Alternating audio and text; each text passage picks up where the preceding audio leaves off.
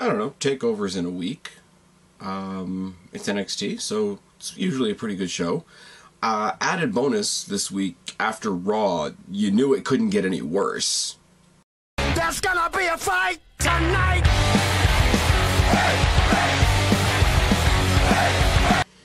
What's going on, everybody? It's your buddy, it's your pal Spaz Phoenix, the YWC Reality Check with your NXT June 1st review. Going into TakeOver next week. TakeOver is called The End, based on Triple H's tweet from a week ago that is making some people speculate that this is the end of NXT. They got Brooklyn in a couple of months, guys, and it's already booked, so there's that. Start the show off on for me, a little bit of a downer note, because I don't care about the Revival. Revival comes out, talks about their match at TakeOver, their automatic rematch with the American Alpha for the Tag Team Championships. I'll say it right now, it'll be a good match. I like American Alpha a lot. I hope they retain. But I don't care about the Revival. They are the less entertaining equivalent of Blake and Murphy, and Blake and Murphy are not a thing anymore, thank God. They're interrupted by Gargano and Ciampa, who tell them basically that their time at the top is done. We're simply better than you. You won't beat American Alpha next week. Hell, you can't even beat us. There's lots of shit talking. Revival tells them to go back to the bingo hall, calls them two vanilla bearded midgets and all kinds of, calls them jabronis. It's all very just tedious, sort of almost schoolyard stuff, but I like Gargano and Ciampa, so I'm willing to give them the benefit of the doubt. Revival leave, and then Revival come back, and Revival get double drop kicks by Gargano and Ciampa, and yell from the ramp. So, yeah, this is going to be your main event. Shinsuke Nakamura is asked about his match next week with Austin Aries, and, okay, here's the thing that I will say I like. For Shinsuke here, and for Asuka later on in the night, which I'm not even really going to talk about. They're from Japan. They're well known in Japan. Their fame is from Japan. Their English isn't great, so keep them to one or two words, one or two sentences, and not only do you hide the fact that they don't exactly have the English promo skills, the less they say, the more what they say matters, if that makes sense. Aries is going to bow down next week to the King of Strong Style. Short, sweet, to the point, a little cliche, but it works. Ty Dillinger versus Buddy Murphy is your first match of the night. I like Ty Dillinger. I think he's entertaining. I think he's a babyface, mid-card, sort of Miz-ish guy. If Miz was a babyface and stayed a babyface, he'd be Ty Dillinger. I don't know what that says about anything, but they basically go over the Blake and Murphy breakup and how Alexa Bliss went off and did her own thing. And Corey Graves, as Murphy's coming to the ring, says, he lost a partner, he lost his manager, but he got his first name back, which is nice. Immediate 10 chants from the crowd. Ty Dillinger, okay, at least in the NXT universe, Ty Dillinger's really over his shit, isn't he? Oh, my writing sucks. And it's hot. And I'm tired. And I'm out of pop, which sucks.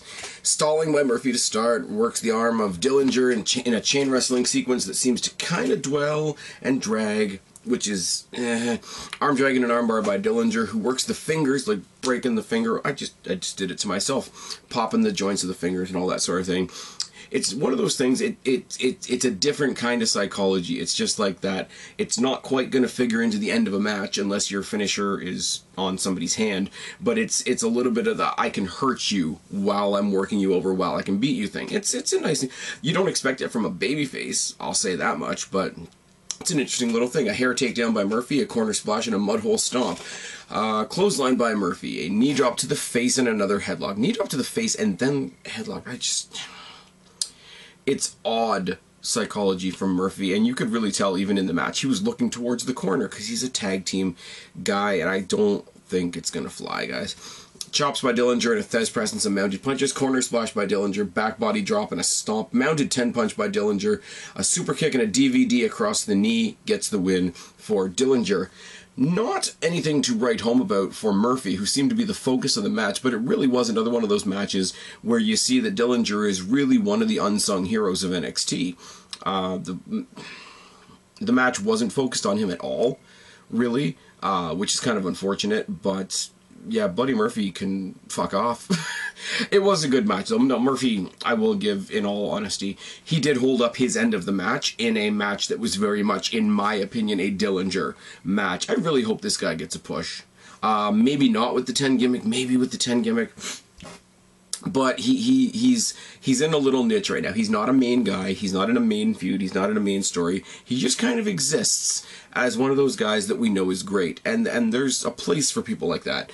Gargano and Ciampa are actually going to face... I don't know why I whistled just then, because I can't speak, apparently. Gargano and Ciampa, it is confirmed, will face the Revival in the main event tonight. Well... it's not the main event. It's the main event match, and then we have a segment after, because special. Graves interviews Joe and Balor. I didn't write down any notes for this, but basically it's like, start off with respect, start off with, I beat you, he beat me. I beat you because I'm better, he beat me because he was the better man on that night. Talk about your history, you know, dig out a little something here, dig out a little something there. Ends in two guys staring each other down. Nobody fights, nobody brawls. Could have been better. Me being the former TNA fan that I am, I expected a beatdown from Joe. Didn't get it. I expected something cool or spooky, or at least shades of what's to come from Finn Balor. Didn't get that either. But it wasn't a horrible interview. It just didn't add anything. It didn't add anything to the match. It wasn't done bad. It was just blah, if that makes sense. What is not blah is Austin Aries. I put it out on Twitter as a former fan of TNA. It is really great to see some of the better names from that company: Samoa Joe, Austin Aries, Eric Young, AJ Styles over on Raw or SmackDown, wherever he gets drafted to. We always said for a long, long time, you know, TNA might suck, but they've really got some talent down there. I really wish they could get some spotlight or whatever. I don't know what the fuck James Storm was thinking, and if Bobby Roode's joining the company, he needs to do it soon. But Austin Aries versus Elias Samson is not one that I care about, because I don't care about Samson. The commentators talk about how Samson has slowly been going through all the big main names in NXT. He's fought Nakamura. He's fought Finn Balor. I think he fought Joe at one point. I'm not entirely sure. Now he's facing Austin Aries, which is, I guess, cool if you're Samson.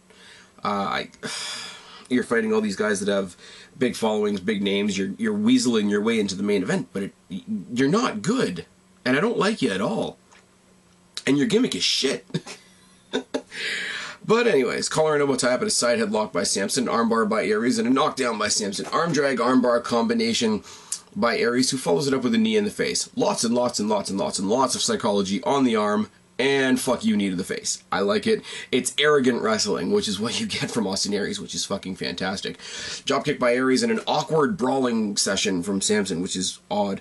Clothesline by Samson and a headlock, which is met by the big, loud NXT crowd chanting "Drift Away," which I agree with. Shinbreaker and a back suplex by Aries, punch, kick, chop combination by Aries and a clothesline, snapmare and a diving elbow to the back. It's weird what Aries does. And I don't know how to say this succinctly, so I will drag it out instead. He's got his opponent sitting in the ring, you know, sitting up almost like Undertaker sit-up style, goes to the top rope. From the top rope, he's coming downward with an uppercut to the back of the head on a seated opponent. It does, like, the way the angle goes, it shouldn't work, but it looks, when Aries does it, because he did it in TNA, I'm assuming he did it in ROH. Again, I don't watch ROH, but it seems like it's something he's done for a long time. How's that go? But it's good, whatever you want to call it. Suicide dive by Aries on the outside and a discus elbow once they get back in the ring. Standard swinging neckbreaker by Aries sets up for the last chancery, which is a fucking pretty submission move. Not only is it a pretty submission move, but it gets the win for Aries, which is fucking awesome. Aries is one of those guys. I know there's guys like Finn and guys like Joe and probably Eric Young as well, if I was to make a guess, that are going to spend a lot of time in NXT and really make NXT what it is. Austin Aries needs to come up to the main roster, guys. He really does. I want to see Austin Aries facing Kalisto. I want to see Austin Aries facing Neville. I want to see Austin Aries facing the Kofi and Xavier from the New Day. I want to see Austin Aries fighting Sami Zayn. Yeah, I don't know. He's going to face Nakamura, but it's weird because Austin Aries isn't a big guy, and you can't always put him in matches where his opponent is so much bigger. I know you do the whole underdog bit, but this isn't Rey Mysterio. He can get over on his own without, you know, slapping the underdog label on it, because that really doesn't help anybody. Underdog means you won a match that you shouldn't have won. That's not Austin Aries. Austin Aries wins matches because he's fucking great. Rey Mysterio is Junior Cena and had the label put on him so that he could win some matches against the Big Show and the Great Khali and other shit. I don't know why I'm talking about Rey Mysterio when Austin Aries is fuck tons better than Rey Mysterio. We get another promo for this Andre Cien Almas guy with the tagline at the end that he's going to show up at TakeOver The End. Again, the whole The End thing is just lame. I don't know why you throw a name on a pay-per-view without explaining what the name means. And especially when it's like a final name. I question the little things and enjoy NXT as a whole. Is that a fair thing to say?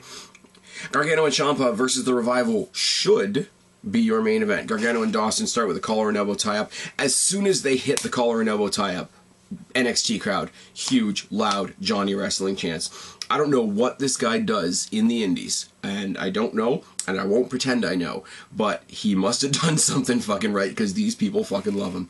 Side headlock by Dawson and 2 knockdowns, arm drag, drop kick by Gargano, back elbow by Dash, double team by Gargano and Ciampa on Dash, like multiple moves, one holds, the other smacks, one holds, the other drop kicks, one holds, the other has a high knee, like several tandem moves in succession. Front face lock by Ciampa and a chop battle by Dash. Friggin', one of the things I should mention, every time they do these tandem moves that show what a great tag team they are, the announcers talk about the upcoming Cruiserweight thing. Cruiserweight Classic, Cruiserweight Open, whatever they're calling it on the network, the CWC, so I guess it's Cruiserweight Classic. While they are showing what a great team they are, is not the time to talk about them as individual wrestlers. I know, individual wrestling rules all and tag team wrestling is a niche. I get that. But tag team wrestling is also a fucking unique phenomenon that's great when it's done well. And if you're in a tag team scenario, watching a tag team be a tag team really well, not the best time to talk about them as individual wrestlers and going into an individualized tournament, because you know WWE's not going to be able to resist the urge to have these guys go against each other in the tournament. You know, it's the whole Mosh versus Thrasher, Animal versus Hawk, Matt versus Jeff thing that WWE loves to do, Marty versus Sean, etc., etc. Where's the barbershop window? But I just think it's very, very strange, and you have to believe that the commentators are being directed to say that, because it's not something that naturally would roll off the tongue when you're watching the monitor, and what you see is these guys working together in tandem and doing it fucking well. Anyways, 2 clotheslines by Ciampa and a knee lift by Ciampa to Dawson as we go to commercial break. Stomps by Ciampa on Dash as we come back from commercial break, and locks on a sort of an indescript sort of leg submission, going for a leg bar type of idea. Dawson eats post on the outside, a trip and a double team by The Revival. Rolling clotheslines in a corner knee lift by Gargano, rolling kick in the face by Gargano, and then you want to talk about, you know, Austin Aries has the front chancery, and it's a fucking pretty move. Another fucking pretty move is that slingshot spear that Gargano does. It's fucking great. Leads to a DDT by Dawson and a top rope suplex by Dawson. Top rope superplex by Dawson is like picture perfect. Even better is the fact that Gargano rolls himself ever so slightly into a pin and gets the win. Like, fuck you. It's fucking great. Revival get pissed. The commentators now do a really good job of highlighting the fact, hey, these guys have a title shot in a week. They just lost all their momentum. What the hell are they going to do? How are they going to come back? And they beat down their opponents. Obviously, they hit the Shatter Machine on Ciampa and then keep beating down Ciampa and Gargano after the match. The obvious save is made by American Alpha, who hits stereo suplexes on their opponents next week, which is a great way to end the segment. Here's my problem, guys. Here's my problem. All this episode of NXT did for me, as far as the tag team division goes, was make me wish we were getting a different match at TakeOver. This did not do anything to get me excited for the Revival at TakeOver. This made me wish that we were getting the American Alpha versus Gargano and Ciampa, because that is a match that's coming. Be it this pay-per-view, be it Brooklyn, be it whenever they decide to do it. The American Alpha, who are a great fucking team, versus Tommaso Ciampa and Johnny Gargano is a match that has to fucking happen. And it has to happen in the context of NXT. You could do it in WWE, for sure. It'll be a great match. It could be a match that you could build a pay-per-view around. But there's so much actual wrestling focus on NXT. It should happen in NXT. It should be happening next week. It should be happening next week. You broke up one of your boring teams. Now break up your other boring team and have the good teams fight each other at your pay-per-view. This is, this is not only NXT's pay-per-view event, but NXT is what sells your network. You want to give the best topic, or the best conflict possible. Yes, it's face versus face. I get that. It's fine. But that didn't stop people from cheering Shinsuke Nakamura versus Sami Zayn. That was face versus face, and that was Nakamura's debut in the company. NXT, where what the in-ring work is what matters, face versus face can work, heel versus heel can work, great wrestler versus great wrestler, or two great wrestlers versus two great wrestlers works. I don't give a shit about the Revival, especially after tonight, especially after they lost to a better team. I wish it was Ciampa and Gargano getting the title shot against American Alpha, because that is a potential match of the year, future fantasy booked match, and they shouldn't have done this the week before the pay-per-view, because now I'm going to go into the pay-per-view next week. Yeah, Revival are good. They're decent. It's funny because they said this about Gargano and Ciampa tonight, referring to them as, good hands, and that's about it. Well, that's how I see the Revival. Technically, they're great in the ring. They can hold up their end of a match. They're mechanics in the ring. I don't have any problem with that, but I don't give a shit about them. They're not entertaining to me at all. Either by what they are or by what they do in the ring. It's proficient. It's picture perfect, like I say, especially that suplex at the end of the match. Picture perfect. I can't fault them for their wrestling ability, but I don't care about it. You know what I mean? I really hope I'm not belaboring the point. I probably am, because it's what I do, and anybody watching this channel knows that this is what I do. But I would rather see... I'm guessing American Alpha is going to win. So the team that I care about is going to beat the team that I don't care about. But I'd rather see a match where I care about both sides is really the way to end this. Anyways, like I say, great match. This should have been the end of the night. But no, we ended the night on the Asuka Nia Jax contract signing, which was a lot of shit talking from Nia Jax, who's terrible on the mic and terrible in the ring and looks like Roman Reigns with titties. And Asuka, who made it nice and short and sweet and said, "You talk too much, and if you don't fear me, you will next week." And the whole thing went to shit, because Asuka gets powerbombed by Nia Jax for reasons that I just simply do not understand. Great show. Like I say, Gargano and Ciampa looked great tonight. Ty Dillinger looked great tonight. Neither one of them is performing at TakeOver, which is sad. But this was a good show, and like I say, night and day from the shit-tastic Raw we got on Monday. Let me know what you guys think down in the box below. Let me know what you're looking forward to for TakeOver next week. I have not those of you who watch this channel for a long time, those of you who have been following me for a long time, know that typically Kristen from Wrestle Recap and I have been doing, over the course of time, reviews of the NXT TakeOver shows over on her channel. Now, I don't know, because I haven't spoken to her yet, how her technical difficulties are working themselves out. I don't know whether we're going to do a review over there. I don't know if we're going to review the pay-per-view on this channel. I don't know whether there's going to be a review at all. That's not on me. That's just conversations that hasn't happened yet. You guys know me personally as a solo video maker on here. My thing has always been I don't review pay-per-views, because I take notes for NXT, I take notes for Raw, I take notes for SmackDown, I analyze the shit out of everything, I do previews and whatnot. Pay-per-views typically for me are where I put the notepad down, turn my brain off, I enjoy the show. I made that decision a long time ago. Which is funny, because when this channel started, I was only doing pay-per-view reviews, and now they're the only thing I don't do. But if there's not a collaborative review of NXT TakeOver The End next week, there won't be one just from me. I can tell you that right now. So look out next week, and if there is one, you'll see it. It'll probably be live. It'll be interesting, because I would much rather see Alexa Bliss get a women's title shot. I would much rather see Gargano and Ciampa get a title shot. I am looking forward to Aries versus Nakamura. immensely. I'm looking forward to the debut of Andre Cien Almas, because it's somebody new that I know nothing about.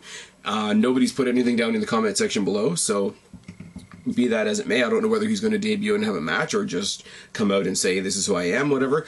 Joe versus Balor in the cage is obviously going to steal the show, and it should. It's the main event, it's the title match, and it's a cage match. First cage match in NXT history, which is very, very cool. The cool thing about NXT is every time they do something like this, it's the first one in the history of NXT. So they're going to try and make it just that little bit better. I truly do believe Samoa Joe and Finn Balor are going to nail this out of the park. Again, like I said about some other matches earlier, this could be match of the year contender. Absolutely. Anytime these guys get in the ring could be match of the year contender. I'm excited about it. This show didn't... There was some good stuff on this show. I know I sound like I'm going back and forth on this. People that I wanted to see shine tonight, but it didn't make sense for them to shine tonight because they're not on the pay-per-view. So I'm conflicted on this show, but I liked it. I did have fun. Putting the contract signing at the end was a dumbass move, but it doesn't change the fact that I did have a lot of fun, and it was better than Raw because Raw was shit. Oh yes. I've been Spaz, your YWC Reality Check. Subscribe up there, talk down there, start a conversation, keep all these conversations going. Don't be a stranger. I'll talk to each and every last one of you later. But for right now, I'm tagging out. Bye, guys. Freak like me.